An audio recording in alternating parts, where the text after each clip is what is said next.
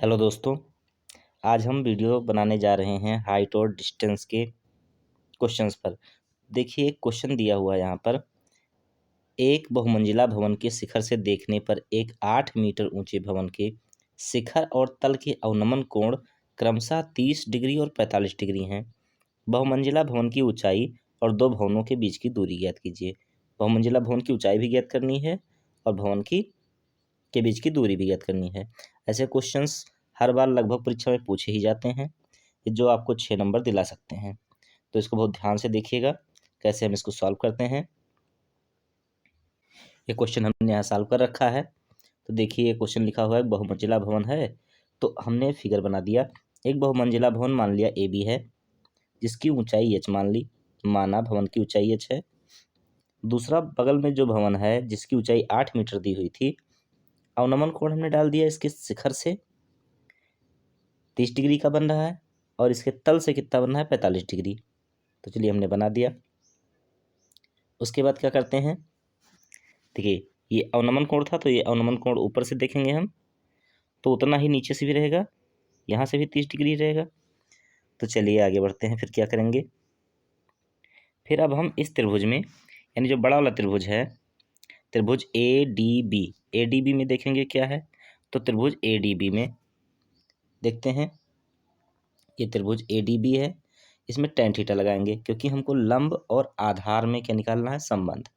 जिस चीज़ में संबंध निकालना होता है वही, जैसे लंब और आधार में संबंध निकालना है तो हम tan थीटा लगा देंगे। तो लंब बटा आधार, tan थीटा और क्या होता है, लंब बटा आधार। लंब कितना था इसका, लंब है h, देखिए लंब h है और आधार x है। ठीक है, तो हमने रख दिया h बटा x। तो tan 45 की वैल्यू कितनी होती है, 1।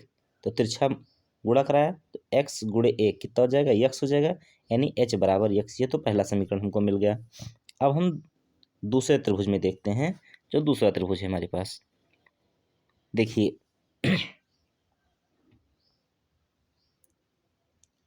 यहाँ पर ये दूसरा त्रिभुज जो है, जहाँ से 30 डिग्री का एंगल बन रहा है, सी ई बी।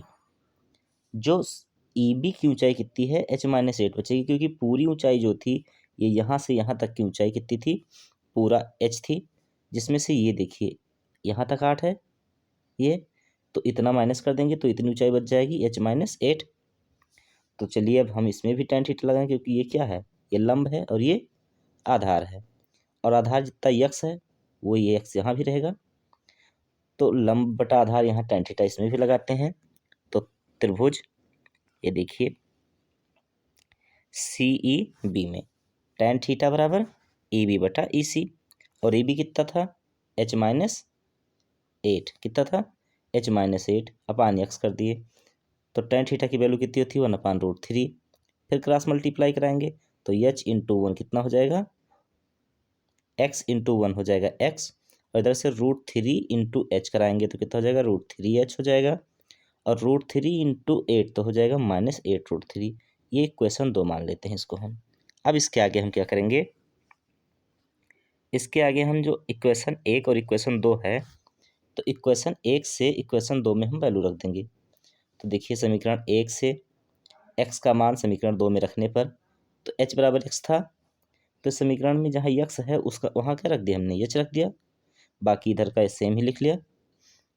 तो अब देखिए इसको इधर भेज दिए, ये आ गया प्लस में हो जाएगा, और 3√h इधर है ही, ये आएगा इधर हो जाएगा माइनस में। तो यहाँ से h कॉमन कर लेंगे तो बचेगा कितना, √3 - 1।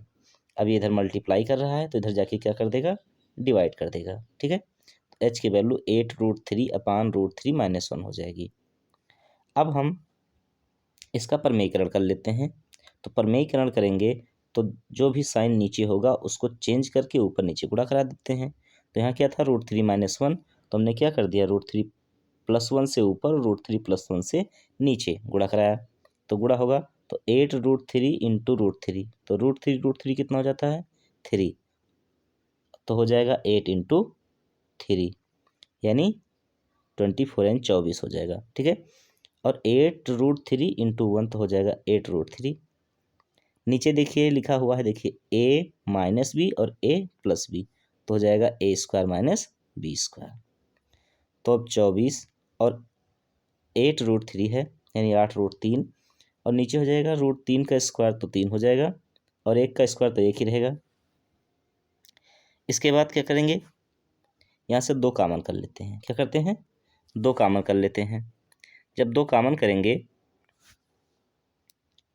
तो यहाँ बचेगा कितना, 2 कॉमन कर लिए तो यहाँ बचेगा 12, और यहाँ से 8 से 2 कॉमन हो जाएगा, 4√3 बचेगा, और नीचे 3 माइनस 1 करेंगे, कितना बचेगा, 2, 2 से 2 कट गया, कितना बचा ऊपर, 12 प्लस 4√3, तो 12 और 4 और √3 की वैल्यू हमने रख दी 1.73, तो जब गुणा कराया तो कितना आया, 6.92, 12 में प्लस करेंगे तो ये कितना हो जाएगा, 18, यानी 18.92 मीटर। तो एक इसकी वैल्यू आ गई एच की, और जितनी वैल्यू एच की होगी उतनी ही वैल्यू एक्स की होगी। क्वेश्चन फर्स्ट में हमको मिला था, यानी 18.92, या इसको लगभग क्या लिख सकते हैं, 19 मीटर। तो दोनों वैल्यू पता हो गई, ऊंचाई भी और दो भवनों के बीच की दूरी भी। अगर वीडियो पसंद आई हो तो लाइक कीजिए, शेयर कीजिए, सब्सक्राइब कीजिए।